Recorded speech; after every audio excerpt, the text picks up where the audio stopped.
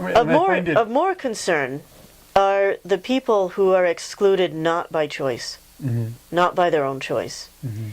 This could be for economic reasons, it could be for literacy reasons, it could be linguistic, it could be based in language, it could be based in culture, it could be based in lifestyle or the part of the world where they live, where there just isn't the means to be, in quotes, connected. And I think of the thousands and millions of audio and video podcasts or websites that have heavy graphics, heavy use of graphics. The people who make those websites have no idea that perhaps the majority of the internet connections in this world are still dial-up connections. So none of those things will play over such a slow connection. That's right. And not only will they not play, but they can derail your connection so that then you have to restart and you know, they get stuck in the download and all kinds of things can happen. The bottom line to me is that it comes down to the message not getting through. Right. You know, communication isn't happening. But it's more than that. It's more than the communication not happening.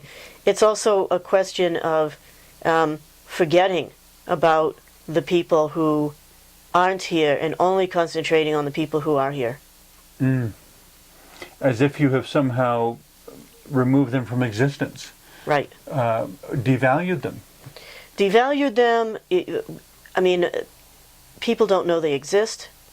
People don't know that people go to internet cafes, that cafes in cities or remote places are the only means that many people have to access the internet. The computers are substandard. There are many computers on the same connection. The connections are slow. Maybe you can read a newspaper article or do email. Maybe you can cruise around on the internet to some degree. But those are not connections and equipment that will support this kind of multimedia stuff, content. They call it content now. See, I'm somewhat resistant to it myself, and I'll tell you why. I'm a radio producer. Okay. I like radio as a medium. And what I notice every day is that more and more radio producers are being asked to do multimedia or audio and video. Somehow all of this other media has gotten crammed in there with radio.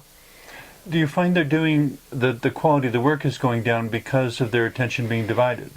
I think so, because there are some people who can pay attention to both, but not many. Okay. Usually people have a preference for one over the other. And so unless you have two people working together, which for a freelancer means splitting a freelance budget.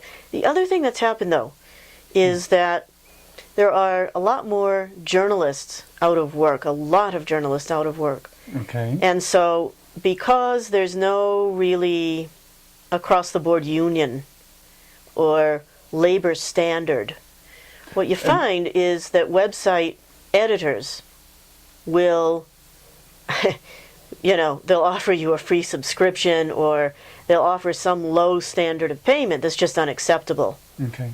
And so what happens to those of us who are working in freelance markets, the competition is such that people will accept a lot less than they used to, so that our expectations then become too high for what the market will bear, because they know they can go hire a guy to do it for a lot less. Whether or not they do the same job is a big question. There are a lot of laid-off journalists around. Well, it's pushing the human race toward poverty in that sense by not paying a living wage. It's pushing journalists toward poverty. It's also pushing the recipients, the end consumer of media, toward poverty, because the standard can go down, because there's so much good talent available that you have to do twice or three times as many jobs as you had to do before in order to pay your bills.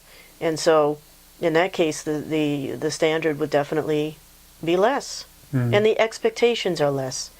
It's become, in many ways, the internet, this isn't across the board, of course. There's still obviously some prestigious newspapers and prestigious websites, but there's a layer of writing and a layer of journalism on the internet that's very lowbrow. Lowbrow meaning very casual, or it's not up to the mark. It doesn't have the standards. It doesn't have the ethics. It doesn't have the investigation. Ethics, research. Ethics, research, verifiable values. Truth. Right. And so what you have then is a blur. The line between what is legitimate journalism and what is hearsay. Yeah. And so the definition of truth gets very obscured. That's right. Now, some could say that the definition of truth in journalism has always been obscured, and there's a certain amount of truth to that. But it was my understanding growing up that the one rule newspapers had to abide by is that they couldn't print something that was an outright lie. That they, if they did, they could be taken to court for that. Right. There had to be some shred of truth in it, however exaggerated or misrepresented it might be. There had to be a kernel of truth somewhere. Yeah, it had to come from somewhere, and it had to be verifiable. Yeah, at least ideally, in theory.